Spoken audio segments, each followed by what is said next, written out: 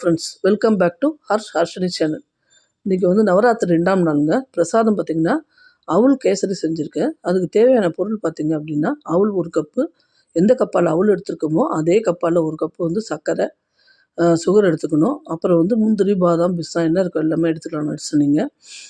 அடுத்தது வந்து நெய் வந்து தேவையான அளவு ஆப்ஷனல் தாங்க, நம்ம சௌரியத்துக்கு நெய் விட்டுக்கலாம் அதில்.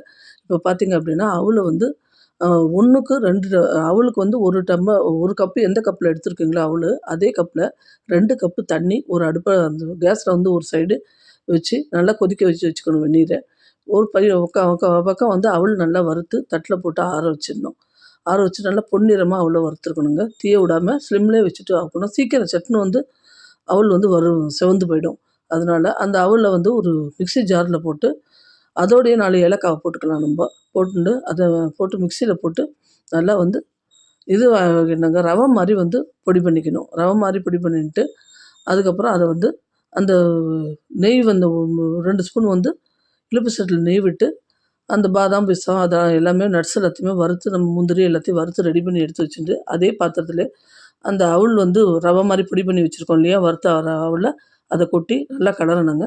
கிளறினோடனே அந்த 2 கப்பு வெந்நீர் வந்து பக்கத்து அடுப்பில் வந்து கொதிக்க வச்சுருக்கோம் இல்லையா, அந்த 2 கப்பு வெந்நீரை அதில் வந்து விட்டுடணும். விட்டு நம்ம வந்து கைவிடாமல் கொஞ்சம் கிளறணுங்க.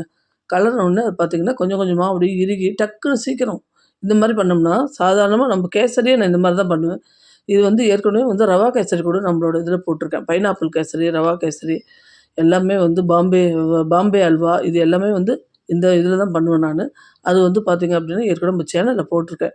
பார்க்காதவங்க பார்த்துக்குங்க அதை.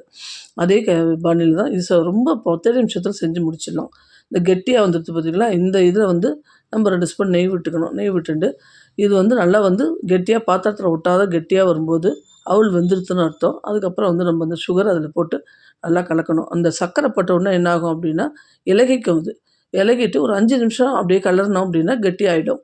கெட்டியாகும்போது திரும்ப அதில் வந்து ஒரு 2 ஸ்பூன் நெய் விட்டுக்கணும். அந்த பதத்தில் நெய் விட்டுனா அது பாத்திரத்தில் ஒட்டாத கெட்டியாக வரும். கைவிடாமல் கலரணும், இல்லைன்னா கட்டி தட்டுறதுக்கு வாய்ப்பு இருக்குது. அங்கங்கே விட்டுட்டோம்னா அப்படியே கட்டி தட்டிக்கும் சர்க்கரை போட்ட உடனே. அதனால் நம்ம வந்து கைவிடாமல் கொஞ்சம் கலரணும்.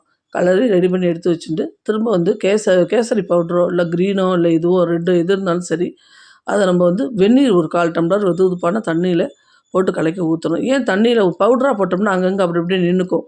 இந்த மாதிரி ஜலத்தில் போட்டோம் அப்படின்னா நம்ம வந்து அது வந்து நாலா பக்கமும் சீக்கிரம் பரவிடும். அதுக்கோசரம் தான் அது மாதிரி பண்ணுறது.